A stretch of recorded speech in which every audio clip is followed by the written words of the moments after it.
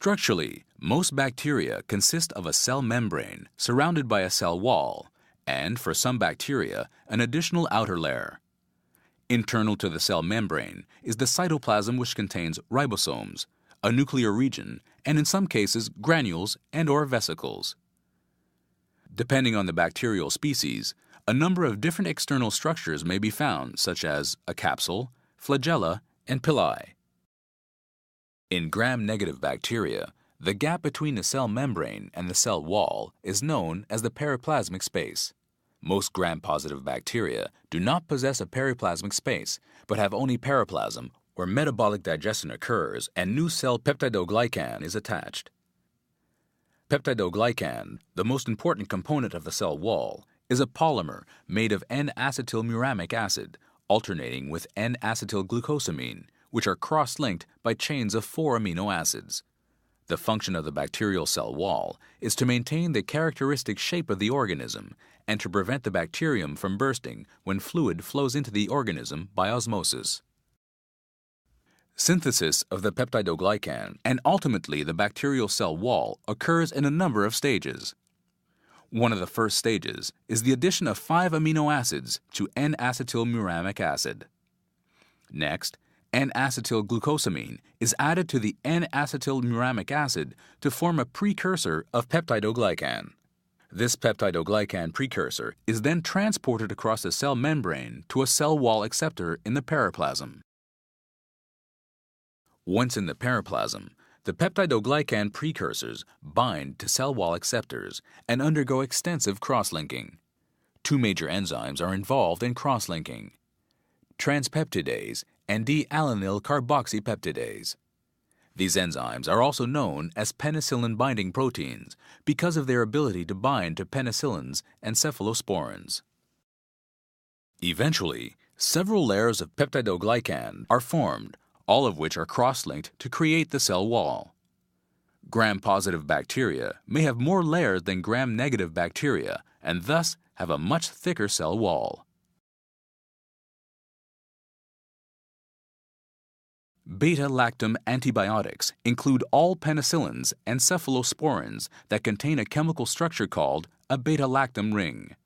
This structure is capable of binding to the enzymes that cross-link peptidoglycans.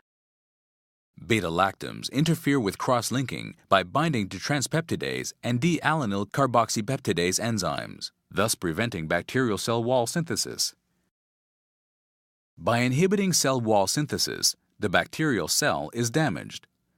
Gram-positive bacteria have a high internal osmotic pressure. Without a normal rigid cell wall, these cells burst when subjected to the low osmotic pressure of their surrounding environment. As well, the antibiotic penicillin-binding protein complex stimulates the release of autolysins that are capable of digesting the existing cell wall. Beta-lactam antibiotics are therefore considered bactericidal agents.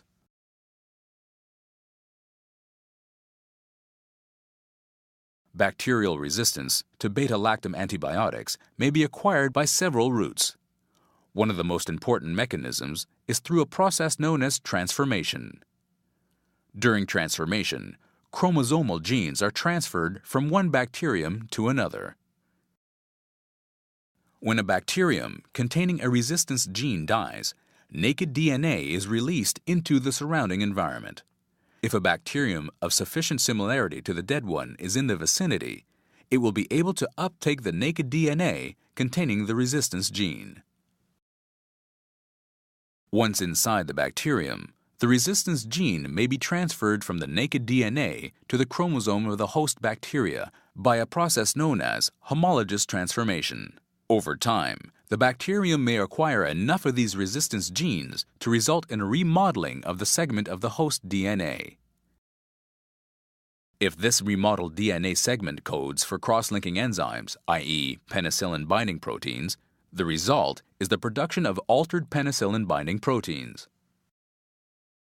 These altered penicillin-binding proteins can still cross-link the peptidoglycan layers of the cell wall, but have a reduced affinity for beta-lactam antibiotics, thus rendering the bacterium resistant to the effects of penicillin and other beta-lactam agents.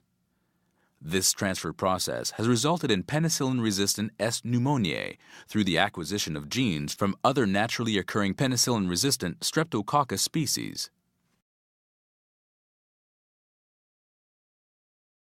A second important mechanism by which bacteria become resistant to beta-lactam antibiotics is by the production of enzymes capable of inactivating or modifying the drug before it has a chance to exert its effect on the bacteria.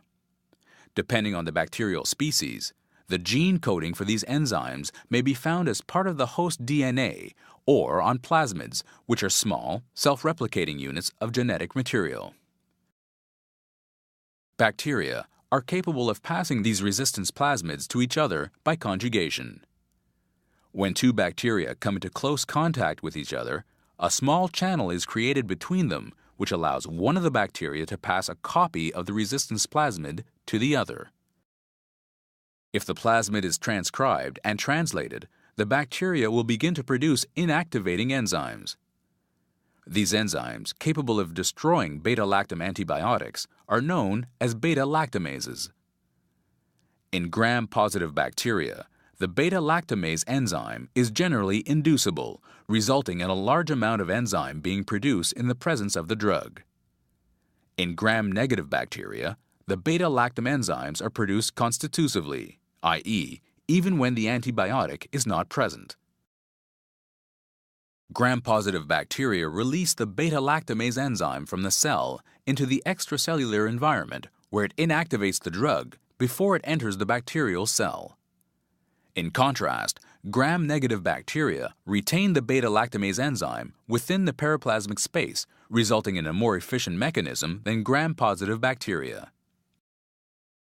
Ultimately, the destruction of the beta-lactam ring of the antibiotic renders it incapable of binding to the penicillin-binding protein, and thus the bacteria become resistant to that drug or class of drugs.